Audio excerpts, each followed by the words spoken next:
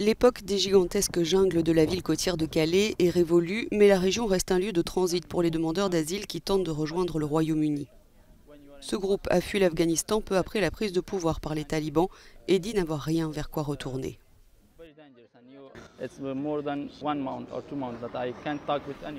Cela fait plus d'un mois ou deux que je n'ai pu parler à personne. Je ne sais pas où est ma famille. Elle s'est échappée et nous avons dû fuir nos maisons.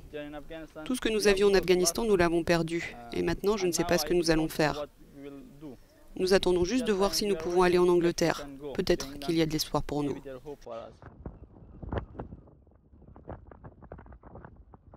Selon les chiffres des gardes-côtes français, plus de 15 000 personnes ont tenté de traverser la Manche au cours des 8 premiers mois de cette année, soit une augmentation de 50% par rapport aux chiffres de l'ensemble de l'année 2020.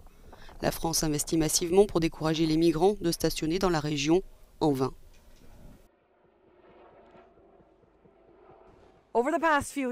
Ces dernières années, des dizaines de milliers de personnes sont passées par Calais dans l'espoir de rejoindre le Royaume-Uni. Selon les ONG, il en reste au moins 1000 dans divers campements autour de cette zone. Et ce, malgré les opérations répétées d'expulsion massive et, selon plusieurs ONG, des restrictions sur la fourniture et l'accès à l'aide humanitaire. Il y a un mois environ, Ludovic Holbein a fait la grève de la faim pendant 30 jours pour dénoncer la politique de la France à l'égard des réfugiés à Calais, des traitements qu'il qualifie d'inhumains et dégradants. Il compare les dernières mesures prises des deux côtés de la Manche à une militarisation de la frontière qui ne servira à rien.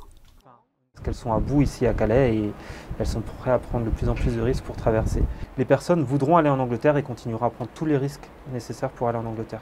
Et ce n'est pas rajouter un avion et rajouter 2 hélicoptères qui changera les choses. Ça va juste pousser les personnes à prendre encore plus de risques, à peut-être passer dans des conditions, j'imagine, à partir en mer alors qu'il y a le brouillard pour éviter par exemple d'être vu par l'avion. Ça va juste pousser les personnes en fait, à prendre encore plus de risques. Alors que les hommes d'État se démènent pour stopper, si ce n'est au moins décourager l'afflux migratoire, nombreux sont les exilés qui disent n'avoir pas d'autre choix que de continuer leur route. Adam a quitté sa femme et ses 2 garçons au Soudan pour tenter de donner une vie meilleure à sa famille. Il a entendu parler du naufrage qui a tué 27 personnes il y a 2 semaines, mais il dit que cela ne change rien. Vous voulez traverser? Oui. Vous essayez d'aller en Angleterre? Oui. Mais c'est dangereux. Très dangereux, mais c'est le plan. Il y a 8 jours, le Premier ministre français envoyait une lettre à Londres expliquant que le sort des exilés souhaitant se rendre en Angleterre reposait en premier lieu sur la France, alors qu'une grande partie de la solution se trouvait au Royaume-Uni.